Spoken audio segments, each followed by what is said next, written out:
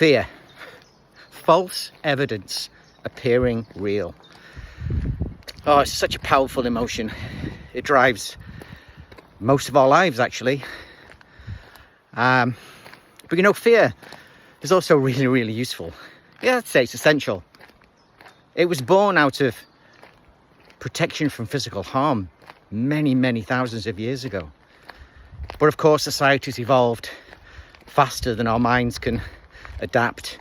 And now what once was a potential saber-toothed tiger coming out of the bushes to harm us is now an email from the boss asking us to show up for a 9 a.m. meeting on Monday, right? It's illusory. It's not real.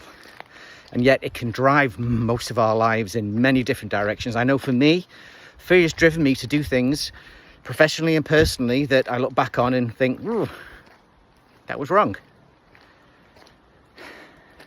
But fear drove me. Fear drives a lot of people to do things that they don't really want to do. And so what is fear?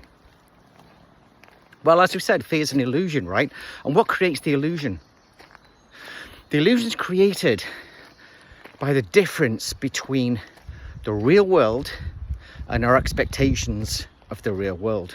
When things don't match what we expect or what we want inside our minds, it can create a range of different emotions, but it certainly can create fear, especially when the mind starts projecting a series of what-if scenarios to the future and then tries to protect us from each one of those potential scenarios, and there could be thousands of them, because we don't want to feel fear. And the truth is that most of those thoughts and feelings of what if aren't real at all. It's just the mind's way of protecting us by imagining every single scenario and trying to change the outside world to match our expectations inside. And you cannot change the outside world. So if you feel like your life is being run by fear,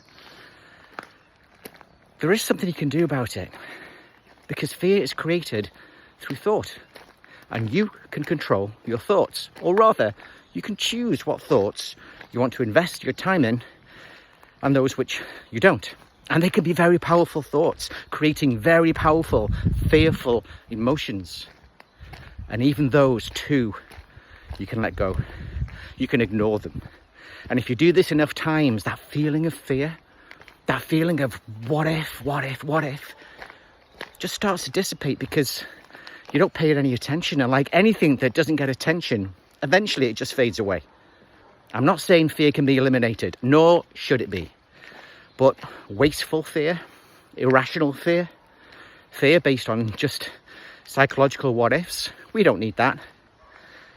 And when you free your mind to a certain extent of those kinds of fears, you can open up your mind to all kinds of amazing possibilities.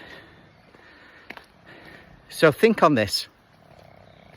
Think about the things that cause you to be fearful. I would say 99% of them aren't real. It's just your mind. And you have control of your mind.